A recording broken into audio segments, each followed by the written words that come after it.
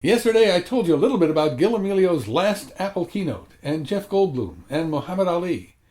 But that was just a teaser. Welcome to the main course. Housekeeping. This is going to be long, but it's an Apple story I don't think anybody has ever heard. I think it's worth it. If you follow Apple, you know what Apple means by a keynote, at least lately. It's ritualized. Tim Cook and before him Steve Jobs comes on stage, gives a nice cheery update on business success, how much of this we sold, how much of that we sold, market share, domination, growth, pie charts, cherry-picked statistics, how many apps, how many songs. iPad is crushing it, iPhone is crushing it, little snark about competitors. We get an update on the Apple stores, the most profitable retail operation on the blah, blah, blah. Then comes a product introduction, or 3 or 5. Usually it's an incremental upgrade to an existing line. Occasionally, it's a revolutionary new category. And that always starts by describing some itch that nobody has ever thought to scratch before. We marvel that nobody has ever been smart enough to even notice this itch, much less create the perfect way to scratch it. And we hear about software, hardware, OS updates, demos, always demos. A few developers trot out to show us some whiz-bang games, and in the modern era, maybe a carrier. And then comes the ritual Johnny Ive video featuring Bob Mansfield, Michael Chow, maybe Phil Schiller. It's about technology, design, materials, and manufacturing. Johnny waxes ecstatic about how pleasing it will be to hold and fondle and display and maybe even use. It's thin, it's light, so light. And then sometimes there's a kicker in Steve's famous phrase, one more thing.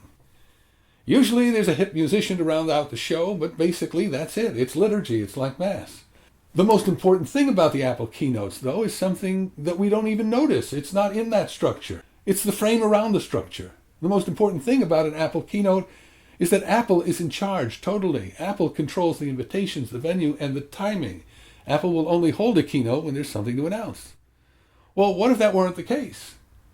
What if there was some outside company that held events twice a year, willy-nilly, whether Apple had something to show or not? What if Apple had to show up and give a keynote when they had nothing to say? Well, how would you build a keynote in that case? You've got no new product. There are no Apple stores. There's no App Store to report on. See, that's where Gil Amelio was in 1997. It was even worse than that.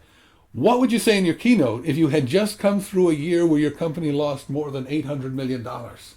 And worse than that, what if you knew, and in fact had already given guidance, that you had just finished a disastrous Christmas quarter? That's where Gil Amelio was in 1997, San Francisco Macworld. So what do you say to a room full of loyal, long-suffering fans and a tech and business press ready to pounce? There was no news, was there? Yes, there was. Well, no good news. Yes, there was. Huge good news. In retrospect, not even retrospect, I remember a couple of people suggesting it back in the time. Gil had an obvious win staring him in the face. Against all odds, he could have won that keynote definitively with just 3 sentences. Hello, I'm Gil Amelio. I just bought Next. Here's Steve Jobs. And the crowd goes wild. Game, set, and match. Gil wins. It's the Gordian knot solution. The Indiana Jones in the marketplace against the sword-wielding giant solution. But that's an alternate timeline, and we're not on it.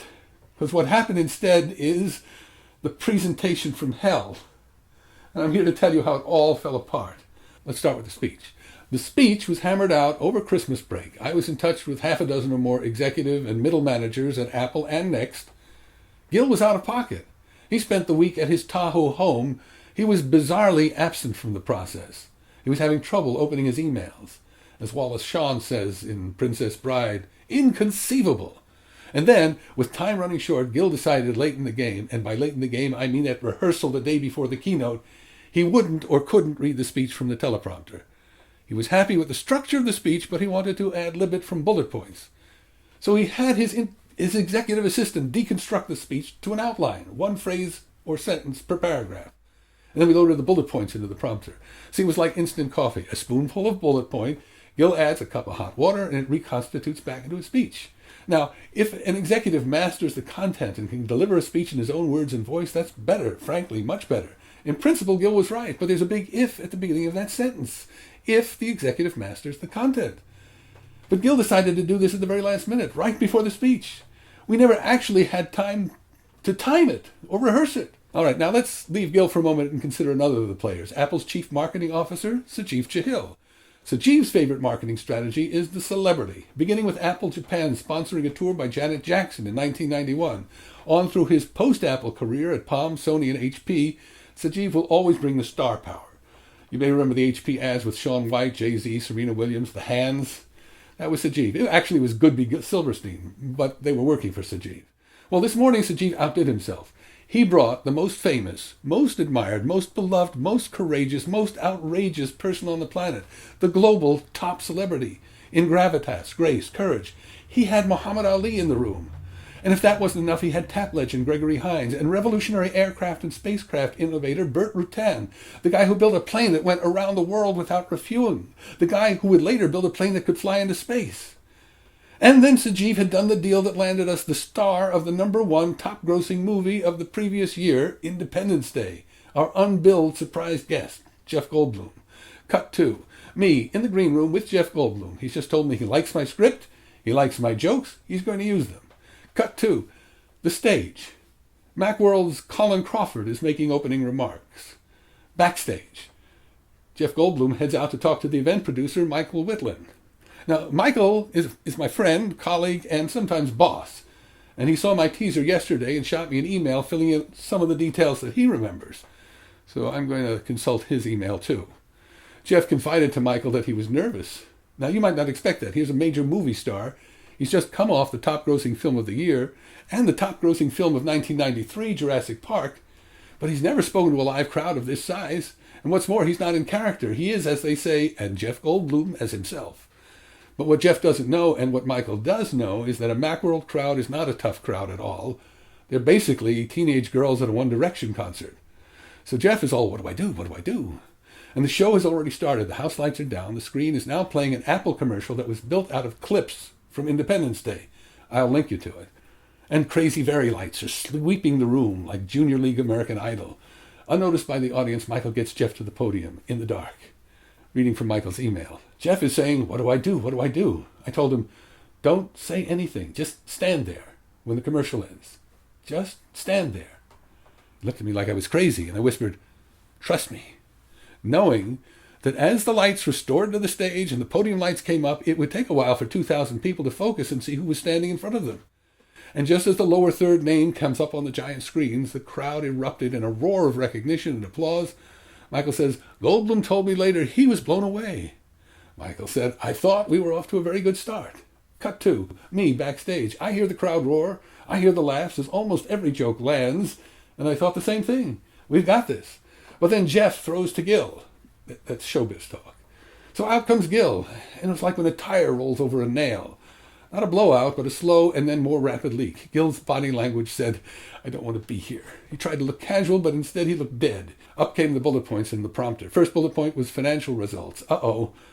Gil knew that the upcoming earnings announcement was going to be disastrous. Apple's PR chief, Christopher Escher, had delicately threaded through that minefield with some very careful prose, and Gil started with that. But then he was like a guilty kid who can't stop talking. And what should have been a crisp 30 seconds turned into a 15-minute shambles of a ramble that nobody could follow. See, when you make instant coffee, it's a spoonful of coffee, 6 ounces of hot water, not 5 gallons of hot water. And suddenly all of us realize the fatal flaw in Gil's plan. He has no idea how much water to add to each bullet point. I'm backstage, in charge of advancing the slides. Gil doesn't really know what's on the slides. Well, he's seen them, he's reviewed them, he's approved them, but he hasn't internalized them. When Steve Jobs presented, he owned the content of every single one of his slides, every word, every image, every punctuation point, every build, every pixel. I'm backstage with the slides, and I have no idea what Gil is going to be saying. Gil is out front. He has no idea what's on the slides. I'm guessing. He's oblivious. I go forward. Oops, I'm sorry, backward. No, forward again. Meanwhile, there's a whole technical show crew in charge of lighting, projection, video rolls, and sound. They all have scripts, but Gil isn't using the script. They have no idea what their next cue is. Michael Whitland is trying to talk them through the headsets. He doesn't know either. We're all guessing. Gil is trying to avoid melting down into a puddle and failing. He is a puddle. 2 words. Flop sweat. How much Gil will ad-lib on each bullet point, nobody knows. But it's never just 1 cup of water. Never just one. And what's worse, think about the poor teleprompter operator. He has no idea when to go to the next bullet. You see, when you run a teleprompter with actual text, after a while you get good at it.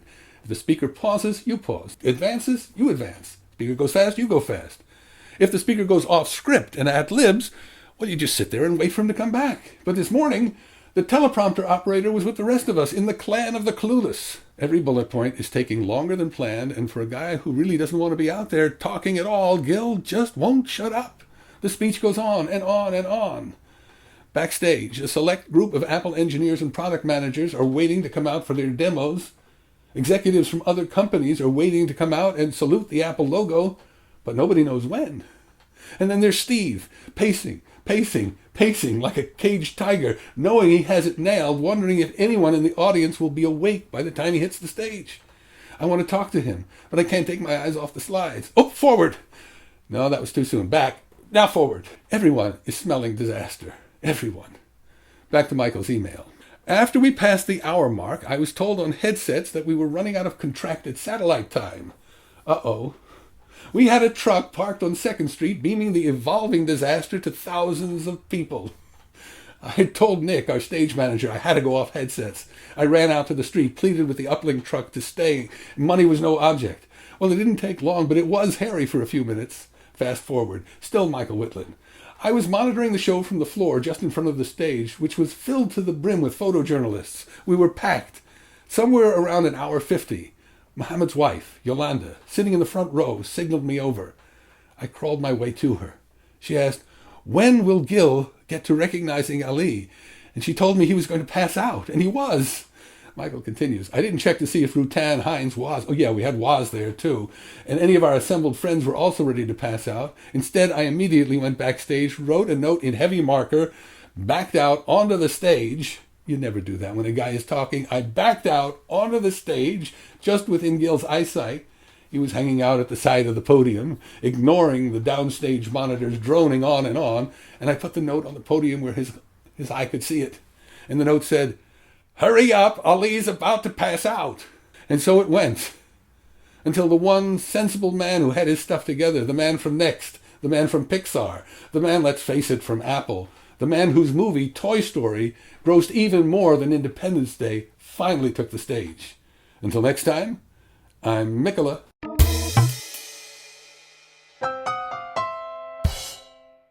DVD extras. You think we're done? We are not done. If it had ended with Steve, at least it would have ended on a high note. But no, Steve was only Act 2. We went on to Act 3. You know, one more thing. Sajeev insisted on what he imagined would be the big finish. It was 20 years since Apple's founding. Let's reunite the two Steves, Jobs and Woz, and unveil the 20th Anniversary Mac. What was the 20th Anniversary Mac? Well, basically, it was a 2-year-old Apple portable in Bang & Olufsen drag. It was a Johnny Ive design. It looked gorgeous.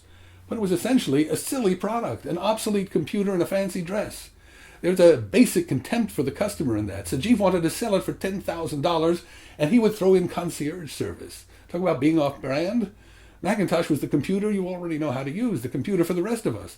Brand X was the one that needed a support staff. And here's Apple throwing in a support staff as a feature, not a bug. A support staff in its flagship Halo car, a Halo car which couldn't even win a race against the cheapest computer in our lineup, because its guts were 2 years old. And the Steve and Steve reunion? Well, I'll leave that one for you to deconstruct on your own. Steve, Sajeev, and Gil. You don't need a body language expert. You can write your own story. You'll work it out. By the way, even though Michael got more time on the bird, he didn't get enough. The Apple employees watching over TV were cut off in the middle of Act 3, mercifully sparing them the bitter end. If you want more, here's some videos to look at. The Independence Day commercial that opened the show. The 20th Anniversary Mac unveiling. And my video from yesterday in case you missed it. Oh, and if you want to see a reunion done right, here's Frank Sinatra bringing Dean Martin and Jerry Lewis together on Jerry's Telethon.